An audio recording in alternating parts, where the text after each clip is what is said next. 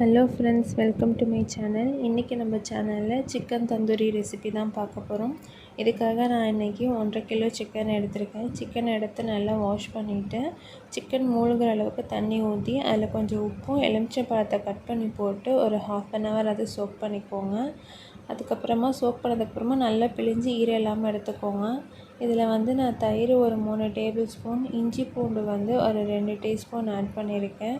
இதுக்கடுத்து காரத்துக்கு ஏற்ப மாதிரி சில்லி பவுட்ரு போட்டுக்கோங்க. நான் இங்கே 3 டேபிள் ஸ்பூன் கிட்ட சில்லி பவுட்ரு போட்டிருக்கேன். Chilli powder, coriander powder, turmeric powder இதை போட்டதுக்கப்புறமா நமக்கு இன்னும் கொஞ்சம் சில மசாலாஸ் ஆட் பண்ண போகிறோம்.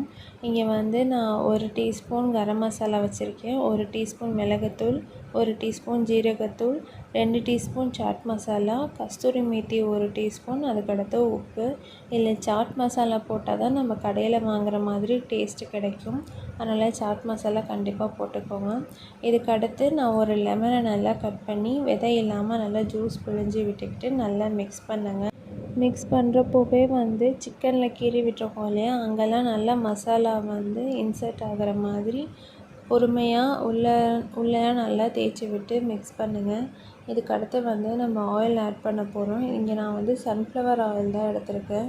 சன்ஃப்ளவர் ஆயில் ஒரு 2 டேபிள் ஸ்பூன் எடுத்துக்கோங்க. 2 டேபிள் ஸ்பூன் ஊற்றி நல்லா மிக்ஸ் பண்ணிவிட்டு குறைஞ்சது ஒரு 2 மணி நேரமாவது ஊற விடுங்க. 2 மணி நேரம் ஊறினுச்சுனா தான் சிக்கன் நல்லா உள்ள ஜூஸியாக இருக்கும்.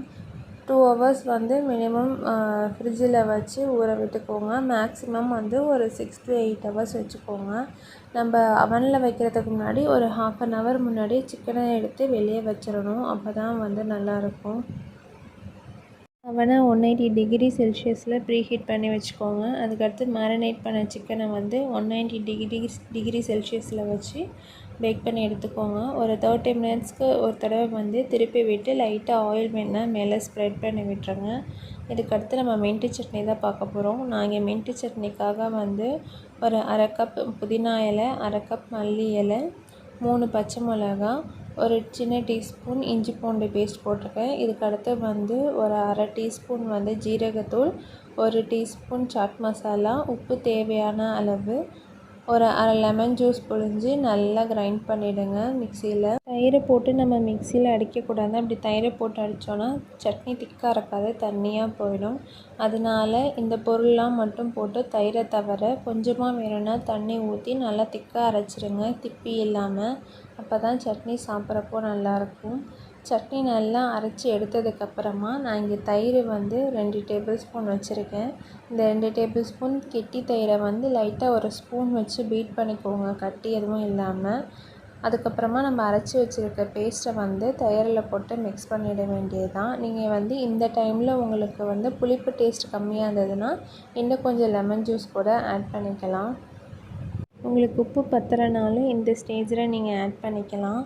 எனக்கு தந்தூரி சிக்கன் கரெக்டாக பேக் ஆகிறதுக்கு 65 மினிட்ஸ் ஆச்சு. உங்களுக்கு எப்படிங்கிறத பார்த்துக்கோங்க.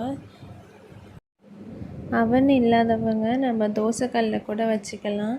ஒவ்வொரு பீஸாக எண்ணெய் ஊற்றி தோசைக்கல்லில் வச்சு ஒரு மூடி போட்டு ஸ்லோ குக் பண்ணுங்கள். அப்போ தான் சிக்கன் உள்ளே நல்லா வெந்திருக்கும். இந்த மெத்தடும் ட்ரை பண்ணி பாருங்கள்.